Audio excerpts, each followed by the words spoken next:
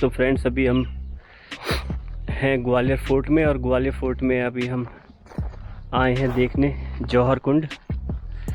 जौहर कुंड एक प्रथा थी जिसके बारे में भानु भाई साहब हमें बताएंगे डिटेल में, उनसे पता करेंगे हम। लेकिन उससे पहले हम चलते हैं जौहर कुंड के पास। जो सामने आप देख रहे हो वहाँ जौहर कुंड है, वहाँ जाके बात करेंगे जौहर कुंड के बारे में। और इस टाइम बहुत ही ब्यूटीफुल आप देख सकते हो नज़ारे हैं, और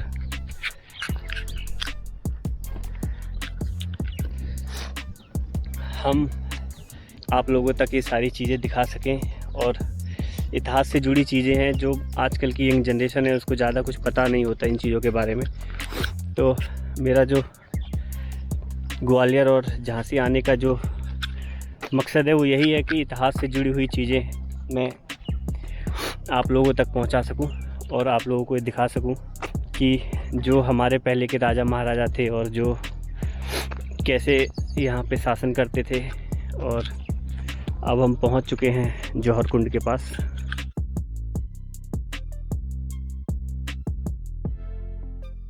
तो फ्रेंड्स ये जौहर कुंड है जो आप देख रहे हो इस टाइम, और ये बहुत बड़ा कुंड है। और जौहर कुंड क्यों कहते हैं इसे और इसका क्या हमारे इतिहास में महत्व है, इसके लिए हम भानु भाई साहब से डिस्कस करेंगे और आगे की जानकारी सारी भानु भाई साहब हमें देंगे। बट जौहर कुंड का आगे एक फ़िल्म आई थी रानी पद्मावती, जिसमें दीपिका पादुकोण थी, और जौहर जो देखा होगा आपने, उन्होंने भी जौहर कुंड में अपनी आहुति दी थी। और ये वही जौहर कुंड है, वैसा ही, वो सेम नहीं है। वो शायद कौन से किले में था वो? चित्तौड़गढ़ में वो जौहर कुंड था, वो चित्तौड़गढ़ में था। लेकिन ये ग्वालियर फोर्ट का जौहर कुंड है। तो भानु भाई साहब बताइए जौहर कुंड के बारे में, इतिहास के बारे में थोड़ा हमारे दर्शकों को बताइए। अभी इसका रिनोवेशन हो चुका है और ये अभी जो जिस तरह से लग रहा है आपको वैसा नहीं था। और इसका जो है निर्माण लगभग 12वीं शताब्दी में 12th सेंचुरी में हुआ, जब इनिशियली जो है मुस्लिम इन्वेंटर इधर इंडिया में अटैक किया था। और हुमायूं हो गए, बाबर हो गए, शाहजहां हो गए, अकबर हो गए। उस समय यहाँ पर ग्वालियर पे कछवाहा राजाओं का राज हुआ करता था।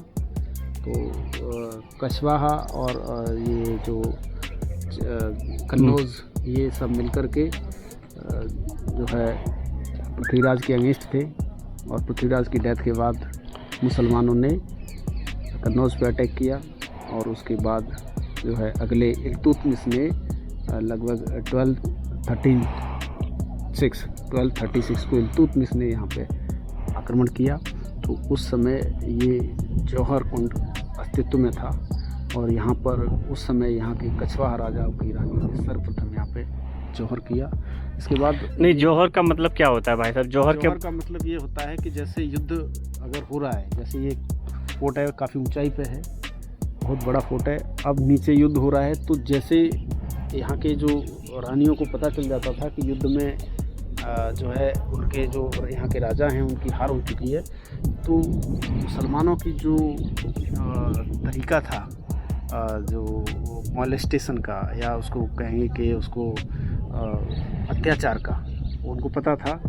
हिंदू धर्म में पहले से नहीं होता था, इसलिए जौहर का निर्णय लेती थी महिलाएं।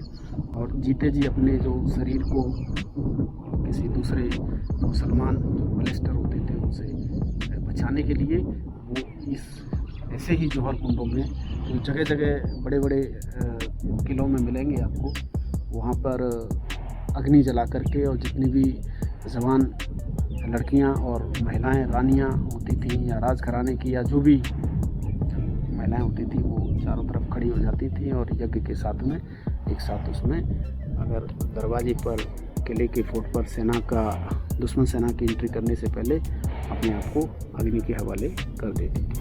तो जैसा कि भानु भाई साहब ने बताया, एक सामूहिक आत्मदाह को नहीं, उस समय आज की डेट में अगर अंग्रेजी वेस्टर्न कल्चर की थिंकिंग से सोचेंगे तो ये आत्मदाह कहा जा सकता है। लेकिन ये हिंदूज के हिसाब से इसको हम जौहर बोलेंगे। इसका जौहर बोलेंगे, इसका बट मतलब था एक तरह से बहुत ही बड़ा सेक्रीफाइस अपने आप को और अपने धर्म को बचाने के लिए। हिंदू रानियाँ और आत्मदाह कहना तो आत्मदाह मतलब सही वर्ड नहीं है, मैं आप सभी से क्षमा चाहूँगा उसके लिए, बट मतलब ये है कि इसमें आग जलाने के बाद में और अपने आप को पराई मर्दों से बचाने के लिए जो हिंदू रानियाँ और जो भी मतलब उनके वो होते थे वो यहाँ पे जौहर करती थी। इस तरफ आ गया हूँ और यहाँ आने का एक मकसद और है ताकि मैं दिखा सकूँ आपको ये बहुत ही ब्यूटीफुल छतरी। इसको छतरी क्यों कहते हैं और ये क्या है एक बार देख लेते हैं। यहाँ पे लिखा हुआ है